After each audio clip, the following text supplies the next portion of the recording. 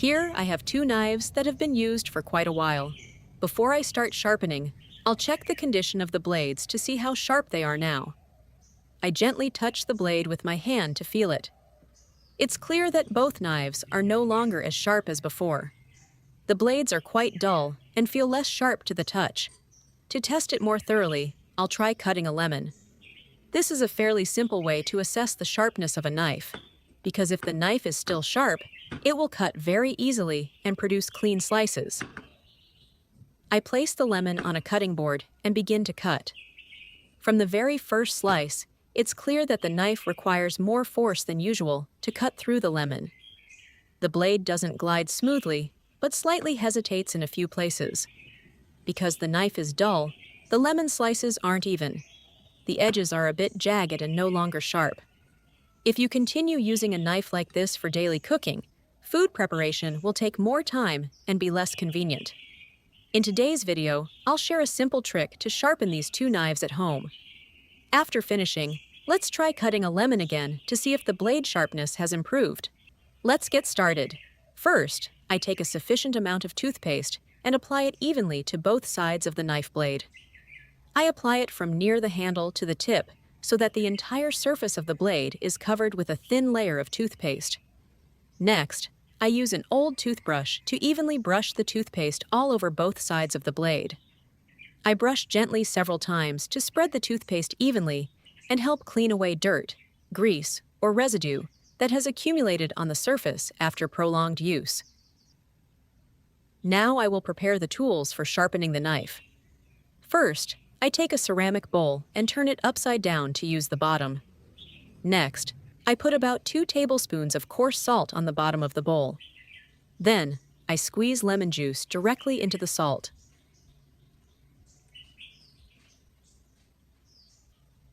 I gently mix so that the salt is evenly absorbed by the lemon juice and forms a mixture coating the bottom of the bowl. After preparing everything, I begin sharpening the knife. I tilted the knife at a moderate angle and sharpened it diagonally along the bottom of the bowl. I moved the blade back and forth rhythmically, maintaining a steady hand pressure and trying to keep the same sharpening angle throughout the process. After a few turns, I used the blade to add a little more salt to the bottom of the bowl so that the salt and lemon juice mixture would always be in contact with the blade while sharpening. Many of you might wonder why I added coarse salt and lemon juice instead of sharpening directly on the bottom of the bowl. Actually, the rough ceramic surface of the bowl's bottom is what sharpens the blade. The coarse salt, being larger in size, creates additional friction between the blade and the ceramic surface during sharpening. Meanwhile, the lemon juice softens and helps clean away dirt or light oxidation stains on the blade, resulting in a cleaner blade surface during sharpening. I repeated this process several times, alternating between both sides of the blade to ensure the entire blade was sharpened evenly. During the process, I didn't use excessive force, but patiently performed each sharpening pass.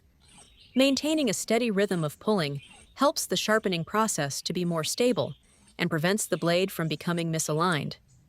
Once I felt the blade was sharp enough, I took it out and carefully wiped away any remaining toothpaste, salt, and lemon juice with a clean cloth.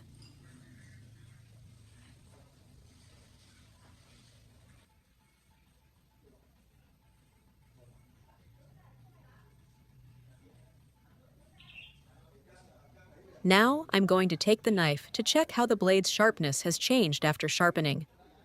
I'm still using the same lemon as before for a more objective comparison. From the very first slice, you can see that the blade glides into the lemon more smoothly than before, without any feeling of resistance or needing to use much force. The knife glides over the peel and pulp of the lemon quite smoothly, and the cutting process has become easier. You can observe the lemon slices after cutting. Compared to the beginning, the slices are now thinner, more even, and the edges are neater. This shows that after sharpening, the blade's sharpness has improved, making food preparation more convenient and saving effort during cooking. If your knife has also been used for a long time and shows signs of not cutting as smoothly as before, you can try this tip to see if it works for your knife. Next, I'll try a different method with the second knife to see what the results are. This time, I'll use a prepared button battery. First, I'll peel off the outer casing of the battery to reveal the metal surface.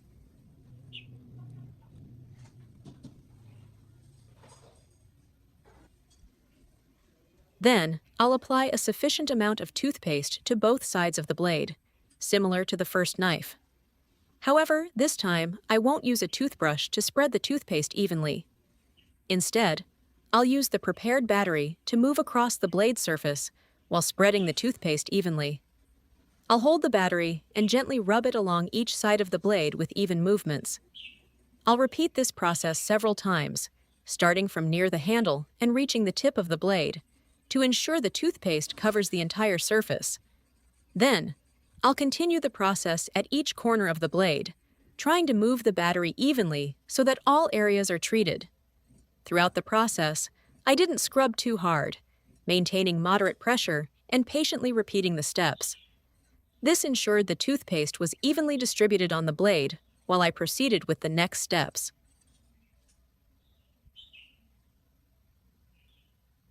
After completion, I rinsed the knife thoroughly under running water to remove any remaining toothpaste.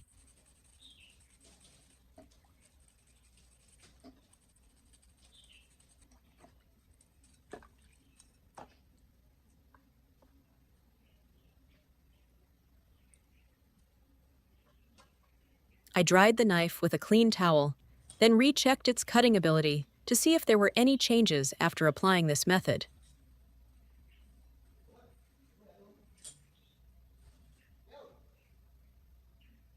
After washing and drying the knife, I'll now test its cutting ability to see the results after trying this method.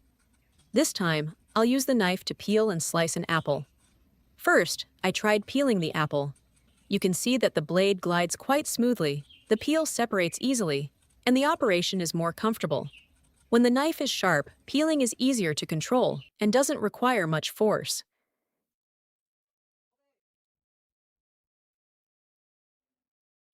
Next, I started slicing the apple into thin slices to more thoroughly check the sharpness of the blade.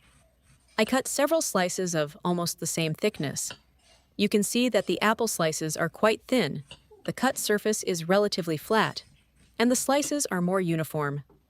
During the cutting process, the blade glided smoothly through the fruit flesh, without much hesitation, like when the knife was dull. This is the result I got after trying with the second knife. You can observe and assess the difference yourself before and after applying this tip. If your knife is old and no longer cuts as smoothly as before, you can try applying this to see the results on your knife. So, I've just shared 2 simple tips for sharpening knives at home. If your knives have become dull after prolonged use, you can try these tips and see the results for yourself. Thank you for watching this video. If you found it helpful, don't forget to like, share it with your family and friends, and subscribe to the Ruby Home channel for more useful tips on family, cooking, and daily life. See you in the next videos.